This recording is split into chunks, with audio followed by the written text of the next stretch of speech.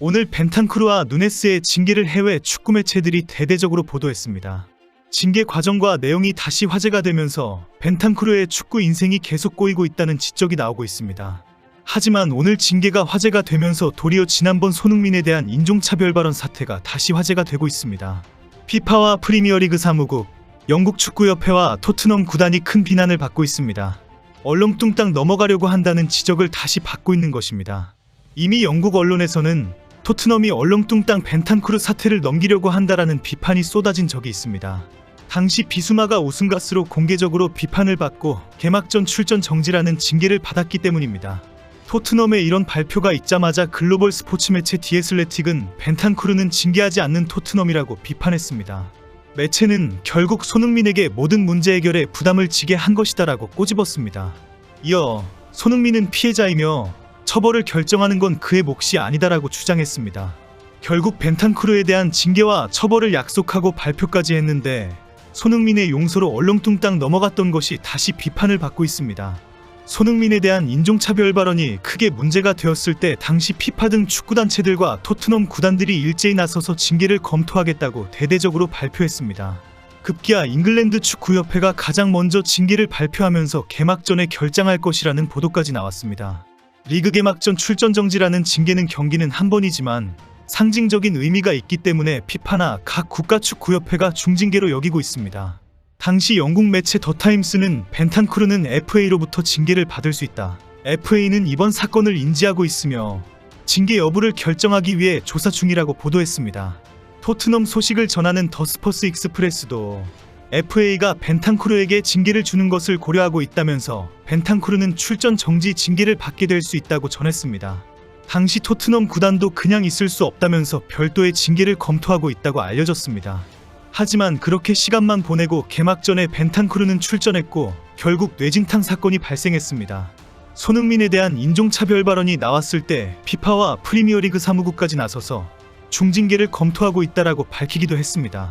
이런 여러가지 이유로 결국 벤탄쿠르는 한국과 일본, 아시아 투어에는 빠진다라고 확인되었습니다. 오늘 우루과이 언론 파세스 우루과이는 2024 남미축구연맹 코파 아메리카에서 벌어졌던 우루과이와 콜롬비아의 난투극에 대한 징계가 결정됐다고 보도했습니다. 벤탄쿠르에게는 A매치 4경기 출장 정지와 함께 16,000달러, 약 2,140만원의 벌금이 내려졌습니다. 소요 사태에 함께 가담했던 다윈 누네스는 5경기 출장 정지에 2만 달러, 약 2,675만원 벌금으로 벤탄쿠르보다 조금 더 강한 징계를 받게 되었습니다. 이 밖에도 마티아스 올리베라, 로날드 아라우호, 호세 히메네스 등도 3경기 출장 정지 및 12,000달러, 약 1,610만원 벌금 징계를 받았습니다.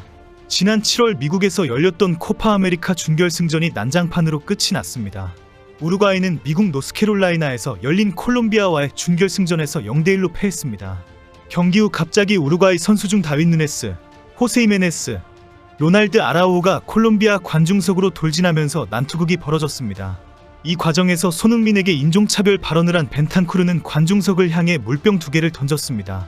관중석을 향해서 던진 물병 때문에 더 많은 야유가 쏟아졌고 충돌은 더 거칠어졌습니다. 물병은 우루과이 스태프에게 명중했고 출혈이 발생하기도 했습니다. 실제 벤탄쿠르가 던진 물병이 콜롬비아 관중에게 날아가서 부상을 당했다면 엄청난 사태가 발생할 수도 있는 아찔한 상황이었습니다.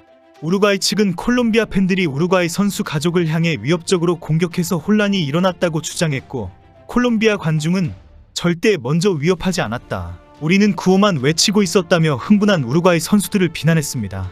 현장에 도착한 미국 경찰들은 10명가량을 체포했는데 모두 콜롬비아인들이었다고 발표했습니다.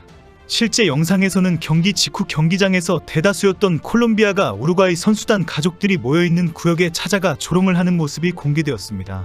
이에 선수단 가족들이 위협을 받는다고 느끼자 누네스를 비롯한 우루과이 선수단들이 올라가 콜롬비아 팬들과 충돌하는 상황이 발생한 것입니다. 누네스는 경기 후 경기장 안으로 자신의 아이를 끌어안고 나온 사진을 올리기도 했습니다. 팀 동료인 호세 히메네스는 가족들이 콜롬비아 팬들의 쇄도의 공격을 받았다고 인터뷰를 하기도 했습니다. 히메네스는 팬들 가까이에 앉아있던 선수들의 가족들이 술에 취한 서포터들에 의해 조롱과 협박을 당했고 그들을 지키기 위해 나섰다고 말했습니다. 부끄러운 일인데 그들을 통제할 경찰관이 한 명도 없었다. 우리 가족들은 그들의 음주를 통제할 수 없기 때문에 우리 자신을 방어해야 했습니다라고 말했습니다. 그러나 실제 콜롬비아 팬들의 직접적인 폭행이나 위협이 확인되지 않았고 이미 콜롬비아 축구팬 10여 명이 체포된 상황이기 때문에 문제를 일으킨 우루과이 선수들에 대한 징계도 피할 수가 없게 되었습니다. 한편 벤탄쿠르에 대한 징계는 어디까지나 A매치에만 적용되기 때문에 소속 클럽에서의 출전은 가능합니다. 마르셀로 비에사 감독이 지휘하는 우루과이는 과테말라와의 친선 경기를 시작으로 파라과이, 베네수엘라와 월드컵 예선을 소화합니다. 10월에는 페루, 에콰도르와 경기를 앞두고 있습니다. 벤탄쿠르는 이 4경기에 모두 출전이 불가능해졌습니다. 개막전에서 벤탄쿠르 선수는 레스터의 압둘 파타우와 경합하다가 머리를 심하게 부딪혔습니다. 두 선수 모두 공중에서 충돌했는데 벤탄쿠르 선수는 그 자리에서 쓰러지고 말았습니다. 중계화면이 바닥에 쓰러진 처참한 모습을 비춰주지 않을 정도로 의식불명 상태에 빠졌습니다. 결국 벤탄쿠르 선수는 한동안 일어나지 못했고 결국 들것에 실려나갔습니다. 다행히 의식을 되찾았지만 머리에 큰 혹이 생겼고 뇌진탕 프로토콜에 따라 관리가 필요하다는 진단을 받았습니다. 정밀 검사 결과 심각한 뇌진탕 상태였다는 것이 확인된 것입니다. 언론 취재에 의하면 벤탄쿠르의 관자놀이에 엄청나게 큰 혹이 2개가 생기면서 뇌에 심각한 상처를 남겼다고 전해집니다. 벤탄쿠르는 현재 뇌진탕 프로토콜로 집중 케어받고 있습니다. 하지만 일각에서 이미 벤탄쿠르의 선수 생명이 위험하다는 지적이 나오고 있습니다. 이미 일부 축구 매체에서는 벤탄쿠르가 과거와 같은 기량을 더 이상 발휘하기는 어려울 것이라는 지적을 하고 있습니다. 한번 심각하게 손상된 뇌는 뛰면 뛸수록 상황을 더 악화시키게 한다는 것입니다. 특히 현재 벤탄쿠르가 많은 부상으로 신체 회복력이 완전히 떨어져 있는 상황이라는 것입니다. 결국 벤탄쿠르는 이번 시즌을 무사히 마치는 것조차 어려울 수 있다는 비관적인 전망이 나오고 있습니다. 벤탄쿠르의 경우 그의 부상이 특별히 위험한 이유는 2가지가 있습니다. 첫째, 그의 부상 부위가 얼굴과 관자놀이, 즉 머리의 가장 민감한 부분이라는 점입니다. 이 부위는 뇌와 매우 가까운 곳에 위치해 있어서 충격이 가해지면 뇌로 직접적인 타격이 전달될 수 있습니다. 벤탄쿠르 선수의 경우 충돌 후 큰 혹이 생겼다는 점에서 충격이 상당히 강했다는 것을 알 수 있습니다. 둘째, 벤탄쿠르는 이미 과거에 큰 부상을 겪었던 선수입니다. 그는 이전에도 무릎 부상으로 긴 시간 경기에 나서지 못한 경험이 있습니다. 이번에는 뇌진탕과 같은 치명적인 부상을 겪으면서 그의 신체가 얼마나 회복할 수 있을지 불확실합니다. 반복적인 부상은 신체 회복력을 저하시키고 특히 뇌와 같은 민감한 부위는 한 번의 손상으로도 돌이킬 수 없는 결과를 초래할 수 있습니다. 이런 이유들 때문에 벤탄쿠르의 선수 생명은 현재 매우 큰 위협을 받고 있습니다. 뇌진탕은 단순히 몇 경기 쉬고 나서 끝나는 부상이 아닙니다. 그동안 손흥민의 절친으로 성격 좋아 보이는 인상으로 한국 축구 팬들의 사랑을 받았던 벤탄쿠르입니다. 하지만 인종차별 발언으로 본성이 드러나더니 계속 축구 인생이 꼬이고 있습니다.